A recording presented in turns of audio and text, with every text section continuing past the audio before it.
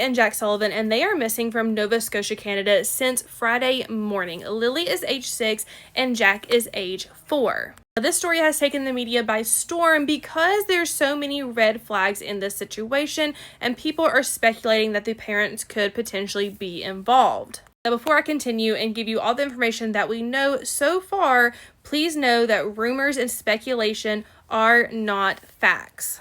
Now, there is supposed to be a press conference today around 2 p.m. Nova Scotia time. I'm not quite sure what time that is, my time, but as soon as I have an update or a link to that, I will be sure to let you know. The link will be over on my IG story.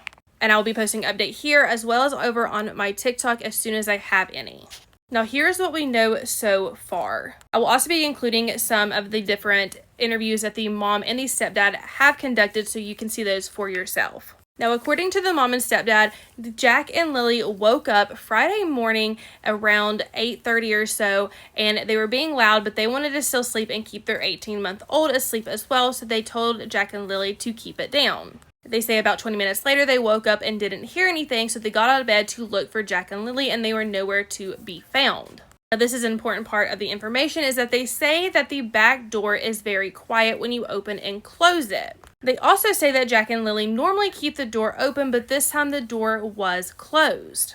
We woke up, I heard them playing in the next room beside us, and I was drifting in and out of sleep, and they're not the type of kids that we tell them not to go outside on their own. We always make sure that we're out there with them, watching them, and they happen to just get out that sliding door, and we can't hear it when it opens, and they were outside playing, but we weren't aware of it at the time, and the next thing we knew, it was quiet, and we get up, and I tell him, my partner, Daniel, I tell him, do you hear the kids? And he says, no, and we get up instantly. We're looking outside, we're looking everywhere, yelling for them, and I instantly just call 911, as I just had the instinct I needed to call. The dad also specifies in great detail what the kids would have on, as well as the backpack the daughter was carrying. But they do say that they did not see the kids before they left the house. The last time they saw the children were when they woke them up that morning. That's pink boots for Lily, blue boots for Jack with dinosaurs on them. Lily had her backpack with white, and it was white with strawberries on it. I imagine now if they're in the woods that it'd be probably brown, but I don't see them carrying their backpack. I don't see them keeping a pull-up one for that long after it got soaked from the very first day. We only found the 2 boot tracks outside of the house. Whereabouts? Right beside the house, probably 10 feet away from the backyard. In the backyard, okay. Tal confirmed that when the 2 children went missing from the home behind me, Lily was wearing a pink shirt and pink rain boots. She was also carrying a white backpack with strawberries on it. Martel says although he didn't see Jack that morning, he is believed to be wearing a brown shirt, brown pants with a pull-up diaper on underneath, and blue rain boots with dinosaurs on them. Now, the media has been quite confusing on this part, initially saying that the kids were not at school from Monday to Friday due to illness, then redacted that statement and said that the kids were out of school Thursday and Friday due to a cough that Lily had. But looking at the kids' school schedule, they were not in school on Wednesday due to the school being out. So the earliest that they could have been seen in school, according to media and the parents, was on Tuesday.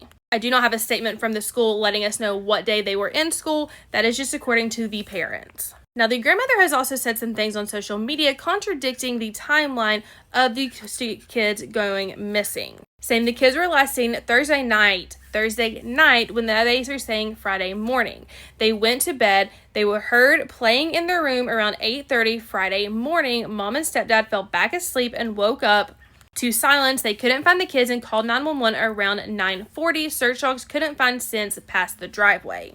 Now, another large red flag in this case is that even the Canadian press has released this statement saying that the mother is no longer in that county. The mother has left that county to go stay with family, as well as block the dad on all social media. Now, the stepdad has since pushed the fact that him and his family are the only ones in the county on ground zero still looking for the children other than police. According to Martel, his side of the family are currently the only ones at ground zero after Lily and Jack's mother left the county Saturday. But still, he remains, begging anyone with answers to come forward and bring his children home safe. Anybody who has any information, or you think you've seen something or hear something, or any messages from friends about hearing something, just contact your local police services. Anything, guys. Anything. Now, this is one of the biggest things that don't make sense to a lot of people, is that initially the kids were said to have had autism and have been nonverbal. And if that was the case, that would make an abduction be pretty hard because the children probably would not have spoken to other people. But the parents are saying that that is not the case, that the kids do have autism or are on the autistic spectrum but have not been diagnosed with that, but are not nonverbal, that they are very friendly, they would talk to anyone, they would go with anyone, and that they love people and just having fun.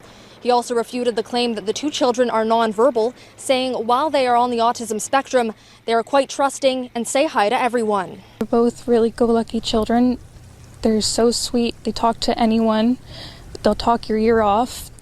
They will speak to anyone in a store. Everyone.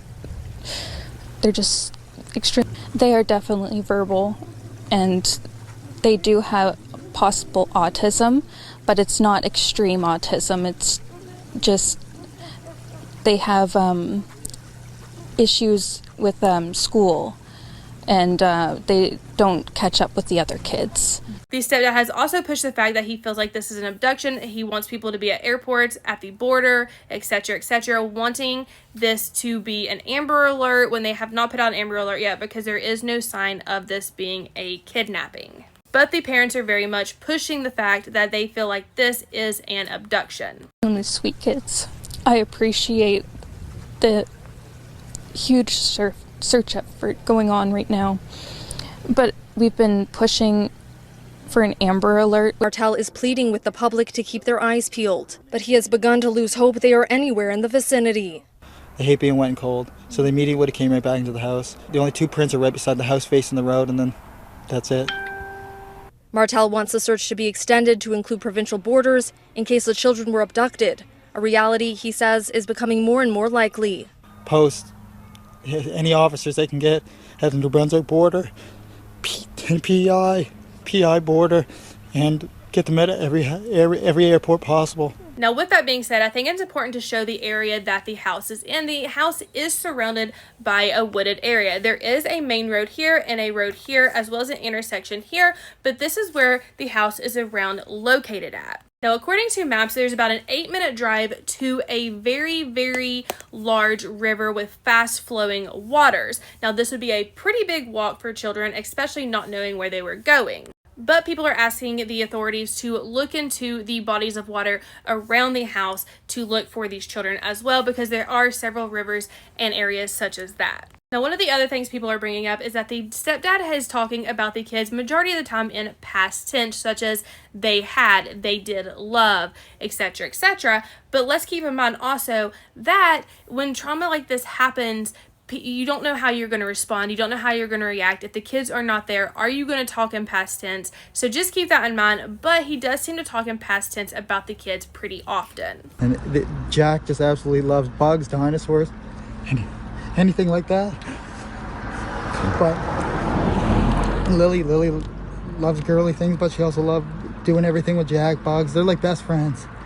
Now, this is the kids' stepdad, and this is their mother, but we are not quite sure what is going on with the biological father. There have been many rumors spreading around that he is not involved, that he is involved, or that he is potentially in jail, but none of those have been confirmed at this time. All we know is that the dad has not spoken in social media, the dad has not spoken in interviews, and the dad has not come forward about the missing children. Now, there is going to be a press conference today at some point, and as soon as I have an update on that, I will be sure to let you know. I'll be updating you here on YouTube as well as over on my TikTok. I have my main page TikTok, but I'm covering this on my true crime TikTok. Majority, if you go to my main page TikTok, my true crime one is linked in the description above, and I'll try to remember to link it below. I would love to know your thoughts and theories on this situation, so let me know that in the comments. Make sure to subscribe button so that you can get all the updates on this case. If you want more real-time updates and links, head over to my TikTok and IG, and that is where you'll find the links and the more in